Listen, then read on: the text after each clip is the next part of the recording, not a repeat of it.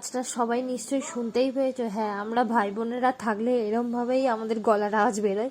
তো সেদিন ছিল মাসিমণির ছেলের রিসেপশন, তো তো সেই জন্যই সবাই একটু নাচাগানা করছিলাম। আর তারপরে রিসেপশনের অনুষ্ঠানে চলে গিয়েছিলাম। আর কি কি করলাম সেটা সবই তোমাদের সাথে শেয়ার করব।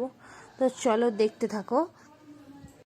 এটা হচ্ছে মাসিমণির বাড়ির সামনা যেখান থেকে আর কি আমি রেডি হয়ে বেরোচ্ছিলাম। তো সেখানে একটুখানি লাইটিং করা ছিল, বললাম যে ভিডিও করে নে। তো শাড়ি পরেছিলাম, আর সেদিনকে আমি কেন, সেখানে সবাই শাড়ি পরেছিল। তো চলো সবার লুকটা হালকা করে দেখিয়ে দিই। বাবা, এখানে তো অন্ধকারে কিছু দেখাই যাচ্ছে না। তো যাই হোক, আমরা সবাই শাড়ি টাড়ি পরে সেজে গুজে টোটোর জন্য ওয়েট করছিলাম, যেহেতু হালকা বৃষ্টি হয়েছে। তো ভাবছিলাম যে টোটো করেই যাব।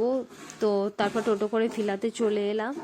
আর এদিকে বৌদি ভাই এবং সবাই রেডি গুড্ডিং হয়ে বসে পড়েছে, আর গেস্টও আসা শুরু করে দিয়েছিল। তো বেশিক্ষণ দেরি না করে ফটো তুলে কিছু ভিডিও বানিয়ে তারপর চলে গিয়েছিলাম সোজা খেতে।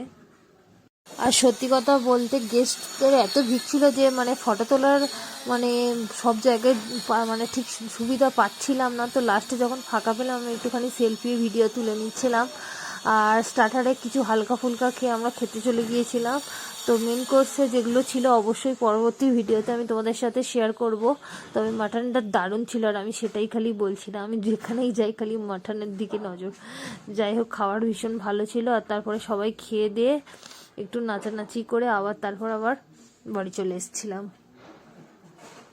তো আজকের ভিডিওটা এই পর্যন্তই। কারোর যদি ভালো লাগে অবশ্যই একটা লাইক করে সাবস্ক্রাইব করে দিও। দেখা হচ্ছে নেক্সট কোনো ভিডিওতে।